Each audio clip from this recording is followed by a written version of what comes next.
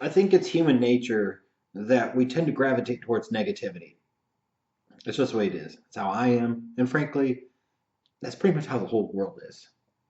Like, for example, if I come on here and do a video talking about something that is very positive in a very positive way and try to spread that positivity, that video may or may not get a decent audience for this channel. But if I come on here and I rant and rave about something stupid, or I rant and rave about something that's angered me, or I think it's dumb, I have a much greater propensity for that video outperforming the historical trends of this channel over the past few years. That's just the nature of the beast. It is what it is. As humans, we are drawn to train wrecks. As humans, we are drawn to negativity. It is what we seem to feed off of, it is what we seem to love. So, with that, and you see this every year with the NFL draft, a kid could do 20 things very, very well. But instead of focusing on the 20 things the kid does do, sometimes we focus only or solely on the one, two, or three things where the guy maybe falls a little bit short. And we hold that against him. And it affects their draft stock. And it takes them from being, based off of what they can do, a first round pick to being a third or fourth round pick because of what they can't do. And that just seems crazy to me. But that is, again, the nature of the beast. So I think it's important for me to take a moment or two here when talking about the 2016 Kansas City Chiefs season to give some respect to Andy Reid. I know Andy Reid can be easy to make fun of sometimes based off of his weight, based off of his horrible game management, uh, and time management in particular, and situational management and decision making. It could also be easy to knock a guy for kind of his Schottenheimer run in terms of having a lot of teams in the mix, but not really being able to get over the hump. But unlike Schottenheimer, Andy Reid did at least once get to the Super Bowl. But let's put it this way. When he was in Philadelphia, I think his team played in like 5 NFC championship games. Now he comes to Kansas City, a Kansas City team after the 2012 season that had the worst record in the league. They got the number one overall pick. And in Andy Reid's 4 seasons in Kansas City, in the regular season, they went 11-5, 9-7, 11-5, and in 2016, 12-4. Just think about that for a second. While again, it's easy to focus on the negatives of an Andy Reid, it cannot totally be allowed to gloss over or mask all of the positives that he really has as a head coach. This guy is really damn good and finds a way year in and year out to keep his players, for the most part, motivated and focused. Finds a way to keep his teams competitive year in and year out when maybe even they shouldn't be. Andy Reid, to me, my opinion, is a top 5 head coach in the National Football League. And I defy you, if you really think of it, to come up with 5 guys that are truly better, especially when you look at the consistency of performance of Andy Reid coached teams and the fact that he always seems to have his teams in the mix. In 4 years at Kansas City, 4 years of winning records, 3 years with 11 plus victories, 3 playoff trips. Unfortunately, 1-3 in the playoffs. So, kind of some of the things that haunted him back in Philadelphia followed him over to Kansas City. Um, Similar again to Marty Schottenheimer. But it doesn't change the fact that the Kansas City Chiefs, in terms of their roster, are one of the most balanced and complete teams in the National Football League. And that they really aren't that far away in theory from being a championship team.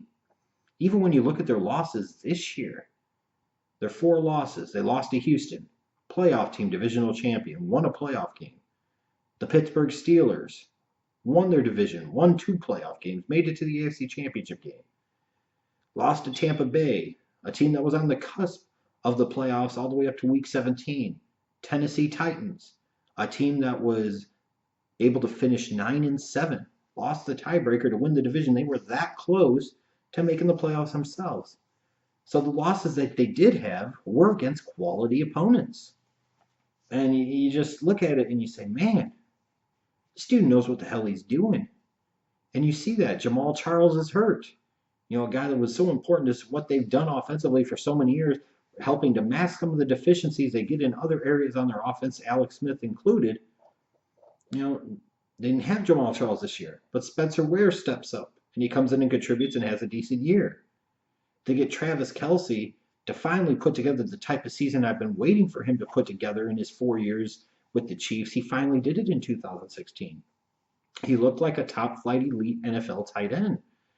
And then to be able to get a guy in the fifth round like Tyreek Hill from West Alabama with his off the field baggage and bring him in and plug him in and believe in that speed and trust in that speed and be smart enough to figure out eventually that you need to start utilizing that speed in the return game as a runner, as a receiver.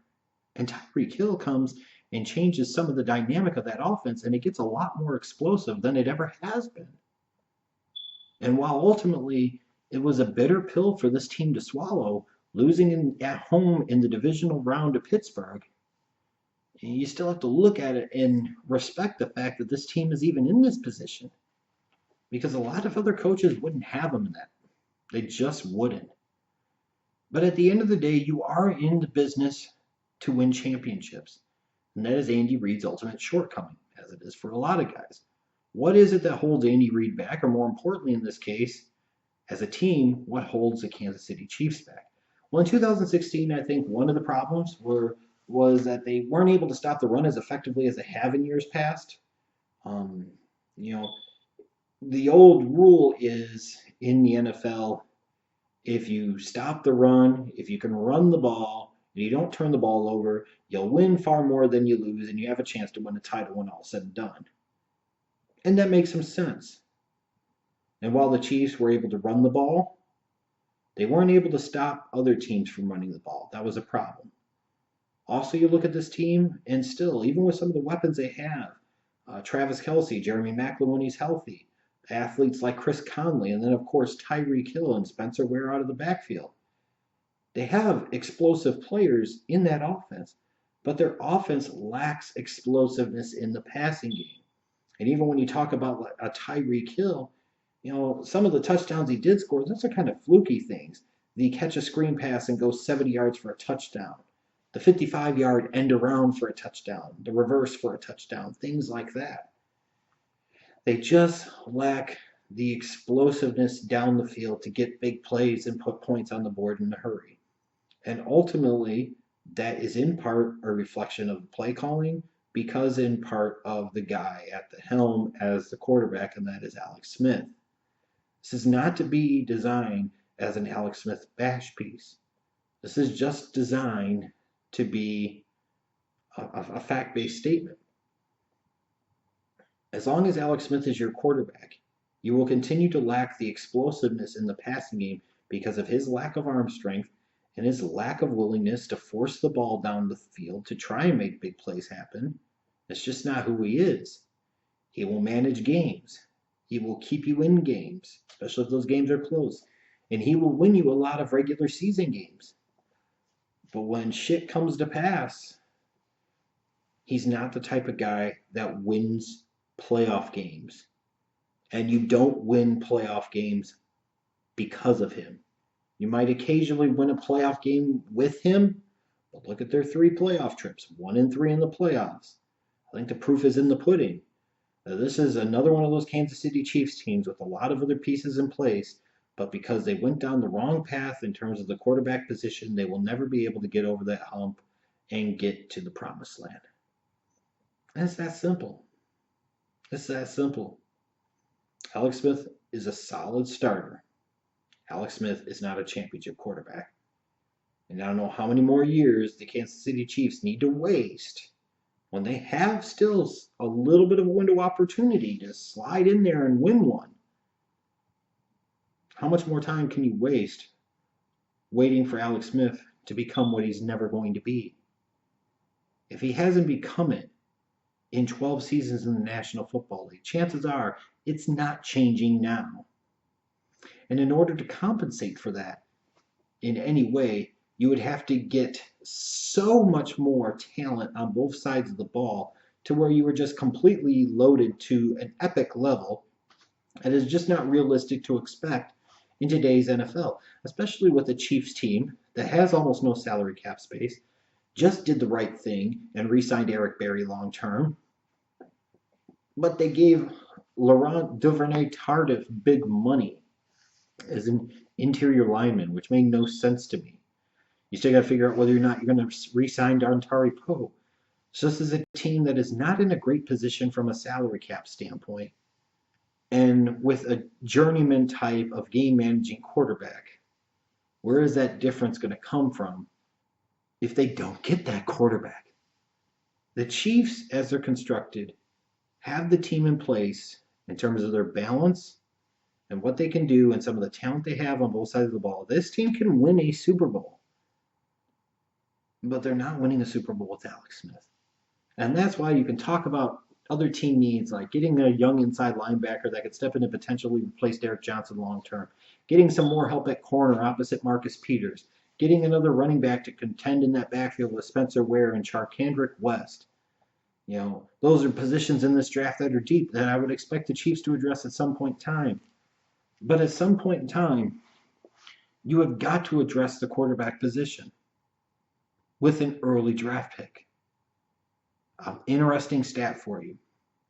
The last time the Kansas City Chiefs took a quarterback in the first round of the draft was when? The answer, 1983 Todd Blackledge, Penn State.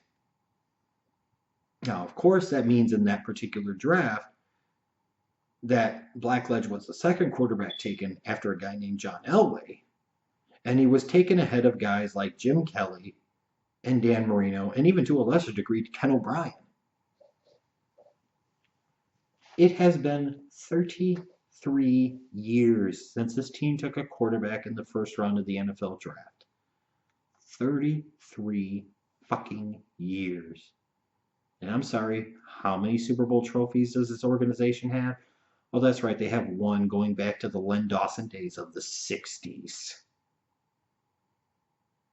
How many times have they made the playoffs, gotten first round byes, home field advantage throughout the playoffs, only to come up short? Why do you think that is? There's a variety of reasons, sure, but one of the biggest reasons of all is that this team always relies on veterans and journeymen and cast-offs, and they can never get past a certain point, and yet they wonder why. The simple reason being is because you're capping yourself basically with somebody else's garbage. And at the end of the day, Jim Harbaugh, who knows what the fuck he's doing, had more confidence in Colin Kaepernick to get him to a Super Bowl and potentially win a Super Bowl than he did Alex Smith. This is the guy that the Kansas City Chiefs organization and Andy Reid have tied their fortunes to for the past 4 years. Now, what does that mean? They've been a good team, one of the better, more consistent teams in the National Football League, because Alex Smith can win you a lot of regular season games. You can win a lot of regular season games with him. You play mistake-free football. You manage game situations. We're talking about an Andy Reid coach team, so how well did they do that? But you never win in the big one. And that's exactly the truth. Because your defense is not the level of the 2000 Ravens, the 2002 Buccaneers, and 85 Bears, something like that. And even the 85 Bears had Walter Payton, the greatest all-around running back of all time. They had the punky QB Jim McMahon, who was very talented. He just could never stay freaking healthy.